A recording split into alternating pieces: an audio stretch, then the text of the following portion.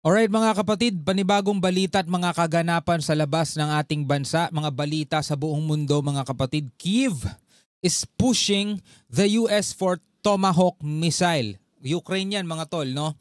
Missiles deliveries as Zelensky claims it could force Russia to sober up para matauhan daw and bringing them to the negotiating table. No, kasi nga mga kapatid, di nila maawat ang Russia. No, para matauhan daw ang Russia, mga kapatid, mabalik sa ulirat, kailangan daw magpadala ang Amerika ng mga Tomahawk missile dito sa Ukraine, no? Sabing ganun mga kapatid, Moscow has issued strong warnings habang nag-warning naman ngayon etong Moscow o yung Russia, stating that such a move could cause irreparable damage o hindi na maaayos pang pinsala to US-Russia relations, sabing ganun. Sabing ganun kasi ni ang tawag dito? Linawin natin mga kapatid, no? Ang sabi ng Kyiv, para matauhan ng Russia at makipag-negotiate na rito sa Ukraine, kailangan daw magpadala ang US ng mga Tomahawk missile dito sa Ukraine. Yun ang panawagan ni Zelensky. Sumagot ngayon ng Moscow, sumagot si Putin.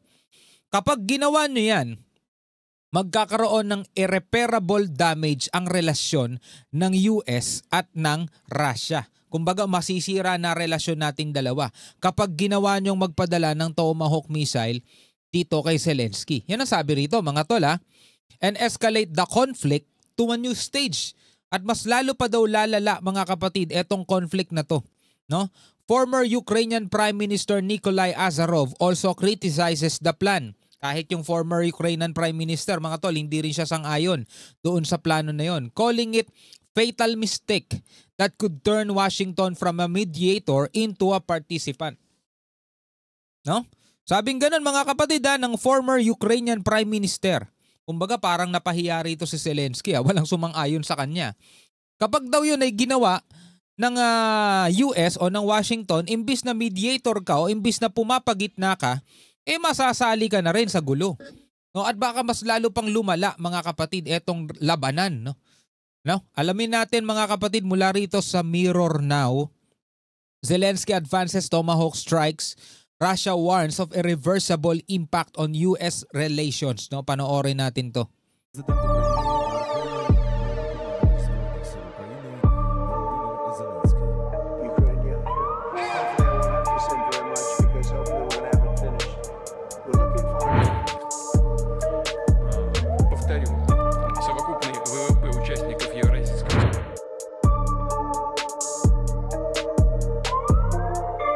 Ex-Prime Minister warns Trump of danger. Siguro masyadong malakas tong Tomahawk na to, no? Tomahawks threaten global stability. Pwedeng maapektuhan ang pandaigdigan mga kapatid kapag ginawa ng Amerika etong request ni Zelensky. Kyiv's push for US support has sparked strong reactions from Moscow and criticism from former Ukrainian officials. While President Volodymyr Zelensky frames American assistance as a path to peace, Russian authorities warn of escalation and irreparable damage to relations. So parang ang lumalabas, kung sinasabi ng Kyiv o ng Ukraine na ito yung paraan para makipag-negotiate ang Moscow o ang Russia dito sa Ukraine, kailangan magpadala ng US na mga Tomahawk missile dito kay Zelensky. No? Kasi sabi para daw matauhan ng Russia. Pero hindi yun mga kapatid ang naging reaction dito ng Russia. Imbis na makikipag-negotiate sila, mas lalo pang lalala ang problema. Sabi nga, at posibleng magkaroon pa nga daw ng irreparable damage, diba? Ang US at Russia relations. At pwede pang mag-escalate mga tol etong conflict na to a new stage. Ibig sabihin mas lalala pa. So kumbaga mga kapatid, yun yung kontra niya. Pangontra ni Putin dito sa sinire-request ni Zelensky. At parang sinasang-ayunan din yan ng former Ukrainian Prime Minister na si Nikolai Azarov. Sabi niya nga, imbis na maging mediator daw etong Washington, magiging participant pa sila. And ex-Ukrainian Prime Minister Nikolai Azarov cautions that supplying Tomahawks could be a strategic disaster for Washington. President Zelensky has repeatedly highlighted the political value of U.S. military support, presenting it as a way to pressure Moscow into negotiations. Zelensky, US support can force Russia to the negotiating table. Kasi mga tol, hanggang ngayon, hindi pa rin natatapos ang labanan doon. Salitan pa rin sila ng bombahan sa kanilang mga lugar. Speaking to journalists, he framed the potential delivery of Tomahawks as a tool to influence Russia's stance. All such things can strengthen Ukraine and force the Russians to sober up a little. Ito yung statement ni Zelensky. All such things can strengthen Ukraine and force the Russian to sober up a little.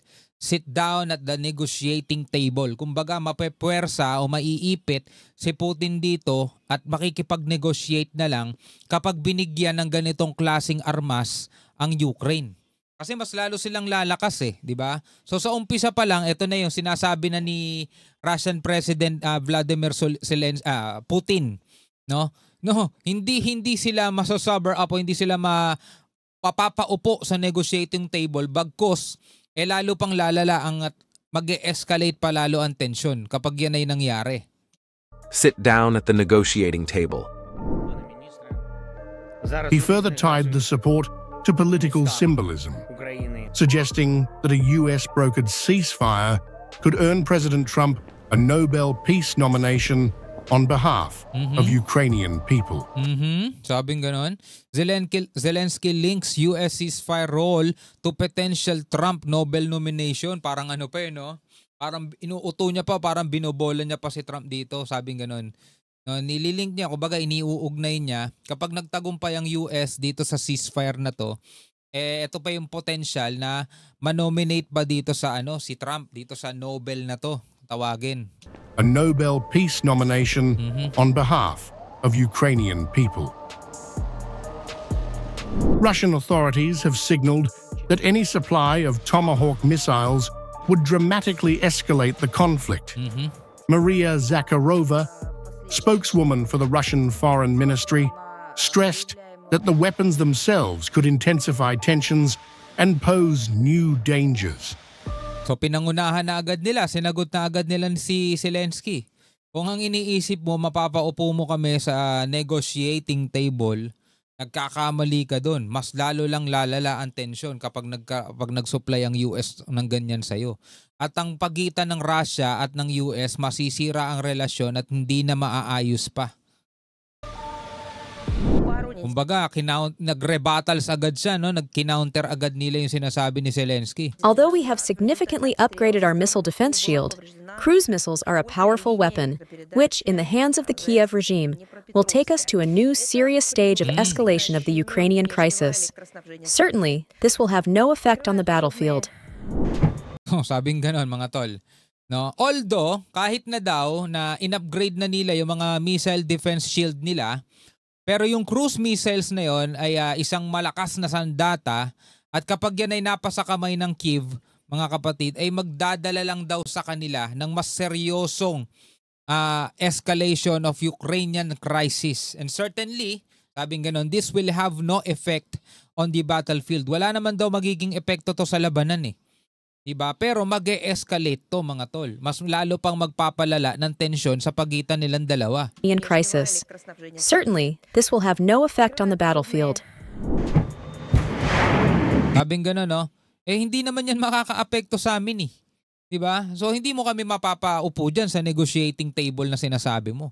Hindi kami maaapektuhan yung Tomahawk na yan. Pero, maghahatid yan sa mas malalang tensyon sa pagitan nating dalawa.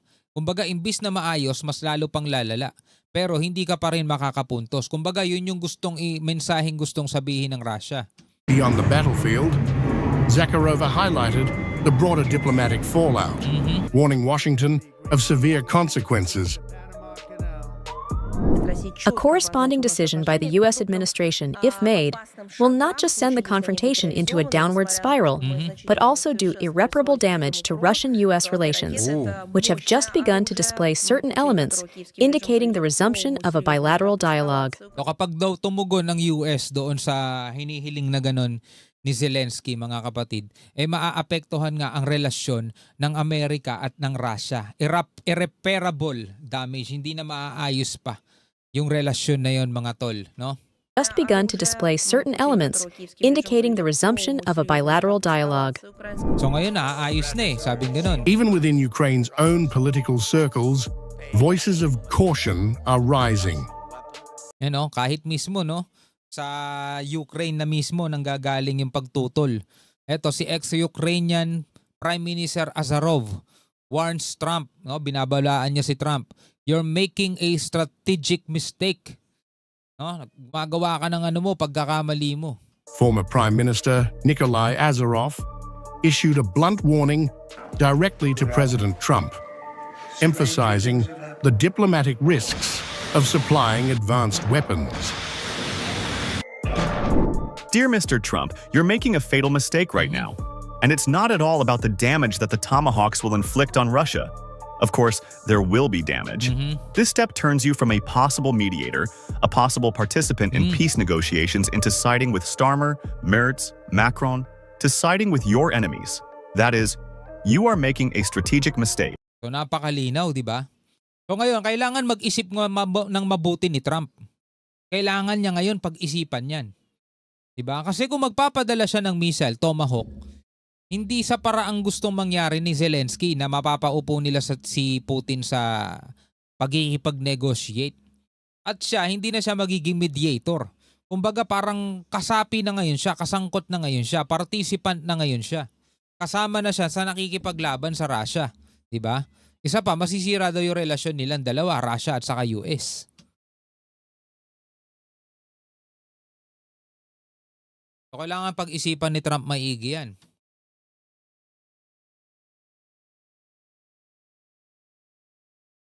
US dilemma aid as leverage of risk of deepening the Ukraine conflict.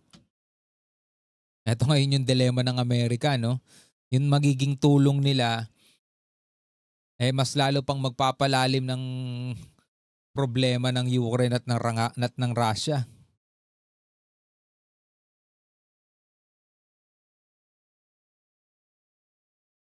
Wala ang nagre-battles na agad si Putin ng Russia . Sabi niya, hindi naman kami masyado maapektuhan yan . Diba? Kumbaga parang pinapalabas doon ni Putin, mas magiging apektado kayo dyan. Diba? Kasi magkakaroon tayo ng problemang malala. Mas lalong lalala lang ang tensyon. Anyway mga tol, lagi naman natin sinasabi itong mga kaguluhan na to bagamat malayo sa atin is malaki ang impact nito kasi sa pangbuong mundo . At kapag ito nag-escalate pa at mas lumala pa sa mas matinding stage o umabot pa doon sa tinatawag na pangdaigdigang labanan na mga tol, talaga magiging problemado tayo dyan. Dito pa nga lang sa atin, di ba sunod-sunod na yung mga lindol . Diba? O lagi pang pinapangambahan ngayon yung the big one, di ba? Tapos biglang may papasok mga ganitong kaguluhan. Ako po. Tapos yung China patuloy pa rin sa pangaharas sa Pilipinas. Ako po, ang daming problema. Tapos wala pang nakukulong na mga buhaya rito sa Pilipinas. Ako po, isa pa yun. Ay, naku po, ang mundo na talaga natin mga kapatid. Nangyayari na lahat ng mga nakasulat sa banal na aklat.